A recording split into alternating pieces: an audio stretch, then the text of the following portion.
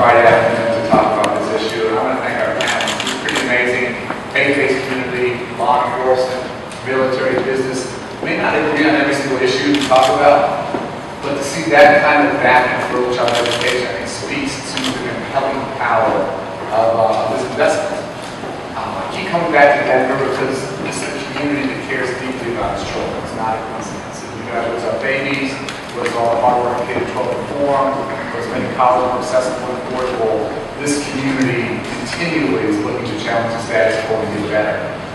I talked to some of the parents earlier today. I visited the classroom here. I love educator centers across the country. I visited many of them. It gives me great reason for hope. These are parents who are committed, who are going back to school themselves, who are working hard to provide the best for their children. You see their babies in an unbelievably loving, enriching classroom. You know those babies are teachers fine. The challenge is we have millions of children in the country who don't have those kind of opportunities. If you look at the math, less than 3 in 10 of our 4-year-olds have access to high-quality pre-K. Less than 30%. And the sad reality is that the average child coming from a poor community, from a disadvantaged community, starts kindergarten at 5 years old in the fall. They start kindergarten a year to 12 months behind.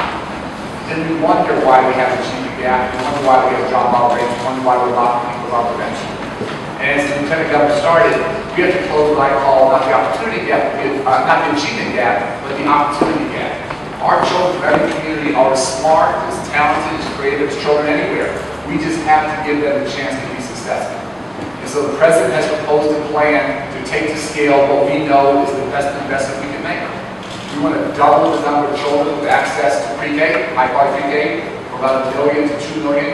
We want to do much more than 0 to 3 space, home visiting, and early head start, and other things. This has to be seamless 0 to 5. And the simple goal is to have all of our nation's babies entering kindergarten with their academic and socialization skills intact and ready to be successful. If we do this, we'll have a lot less kids in special ed, we'll have a lot less teenage pregnancies, we'll have a lot fewer dropouts, we'll have more college graduates, we'll have more people entering the world of work, we'll have more taxpayers, we'll have more productive citizens. This is the best long-term investment we can make. And as folks said earlier, this to me should be a totally non-political, non-ideological, bipartisan issue. We see many governors, including Governor Hickenlooper, Republican and Democrat, across the country. I'm traveling everywhere out trying to sell this. People in the real world are investing, and they're investing in a bipartisan way. What we need to try and do is help Washington hear what all of you fundamentally understand, get past the dysfunction in Washington, and make this long-term investment. If we do this, it's not just about education, it's about our nation's economic competitiveness. We want to keep great jobs in this country. Jobs are going to go to where the skilled workforce is.